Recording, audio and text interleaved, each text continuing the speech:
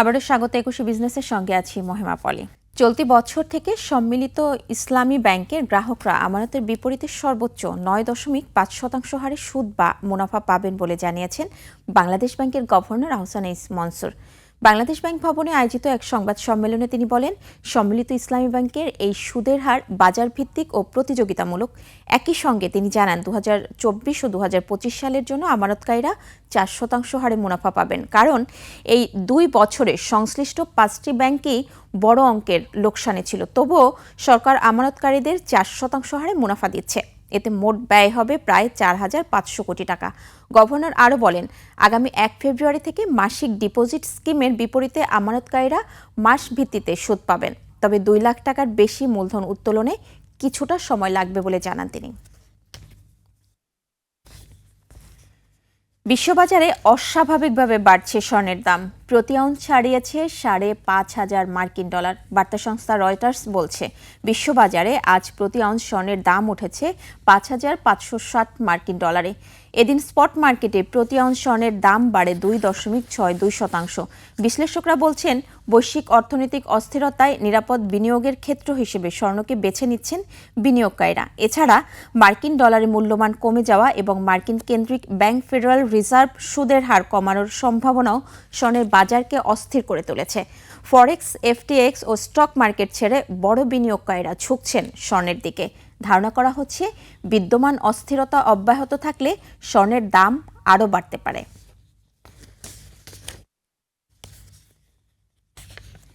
দেশের বাজারে বড় উত্থান হয়েছে স্বর্ণের দামে।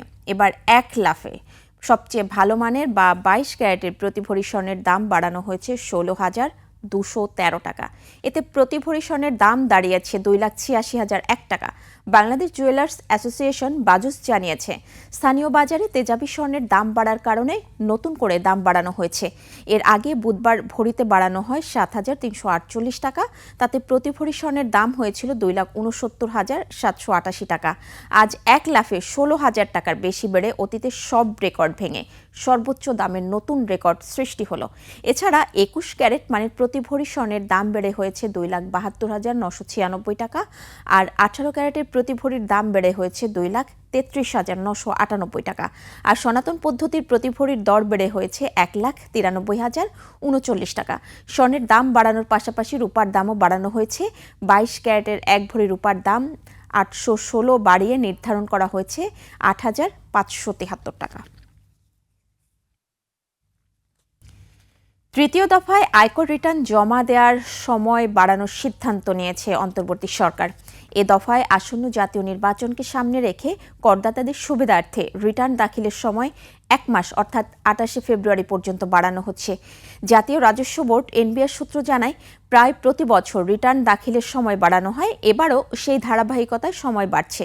তবে এবার অনলাইন রিটার্ন বা রিটার্ন দাখিল বাধ্যতামূলক করায় করদাতাদের প্রস্তুতির বিষয়েও বিবেচনা করা হয়েছে। আয়কর আইন ২০২৩ অনুযায়ী আয়কর রিটার্ন দাখিলের শেষ দিন ৩০ নভেম্বর।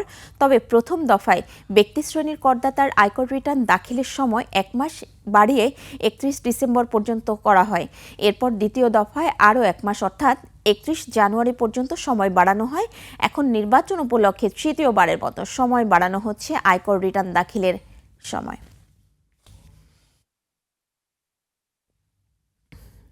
এবার এশিয়ার প্রধান শেয়ার বাজারের খবর। সূচকের ঊর্ধ্বমুখী প্রবণতা দেখা যাচ্ছে এশিয়ার বেশিরভাগ পুঁজিবাজারে। জাপানি শেয়ার বাজার নিক্কি সূচক ১৬ পয়েন্ট বেড়ে দাঁড়িয়েছে ৫৩,৩৭৫ পয়েন্টে। বেড়েছে হংকংয়ের শেয়ার বাজার হ্যাংসেংয়ের সূচক, এটি ৮৪ পয়েন্ট বেড়ে অবস্থান করছে ২৭,৯১১ পয়েন্টে। বেড়েছে সিঙ্গাপুর এসটিআই সূচক, এটি ৮ পয়েন্ট বেড়ে অবস্থান করছে ৪,৯১৭ পয়েন্টে।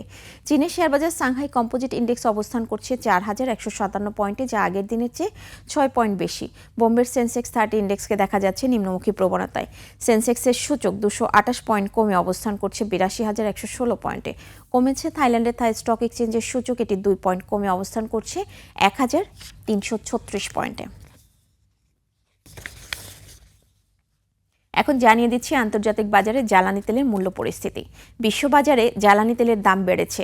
মার্চ ২০২৬ সরবরাহ চুক্তিতে ক্রুড অয়েল ব্রেন্ট ব্যারেল প্রতি বিক্রি হচ্ছে $৬৯.৬৫, যা আগের দিনের চেয়ে প্রতি ব্যারেলে $১.২৫ বেশি।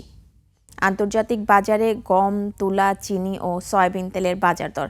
বিশ্ববাজারে বেড়েছে গমের দাম।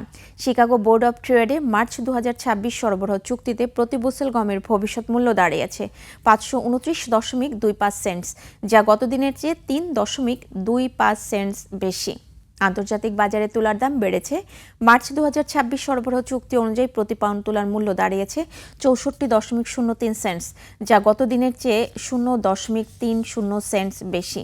বিশ্ববাজারে চিনির দাম জানাবো। মার্চ 2026 সরবরাহ চুক্তি অনুযায়ী প্রতি পাউন্ড নাম্বার 11 চিনির মূল্য এখন 14.71 সেন্টস, যা এর আগের কার্যদিবসের চেয়ে 0.12 সেন্টস কম। বিশ্ববাজারে বেড়েছে সয়াবিন তেলের দাম। মার্চ 2026 সরবরাহ চুক্তি অনুযায়ী প্রতি পাউন্ড সয়াবিন তেলের মূল্য এখন 54.82 সেন্টস, যা এর আগের কার্যদিবসের চেয়ে 0.51 সেন্টস বেশি। এবার টাকার সঙ্গে প্রধান আন্তর্জাতিক মুদ্রার বিনিময় হার।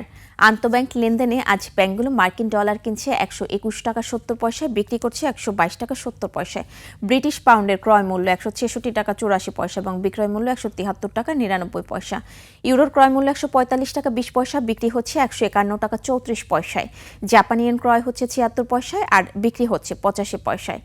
এদিকে ব্যাংকগুলো কানাডিয়ান ডলার কিনছে 89 টাকা 59 পয়সা, বিক্রি করছে 90 টাকা 57 পয়সা। ভারতীয় রুপির ক্রয় মূল্য 1 টাকা 25 পয়সা আর বিক্রি হচ্ছে 1 টাকা 42 পয়সায়। সৌদি রিয়ালের ক্রয় মূল্য 32 টাকা 34 পয়সা এবং বিক্রয় মূল্য 33 টাকা 11 পয়সা।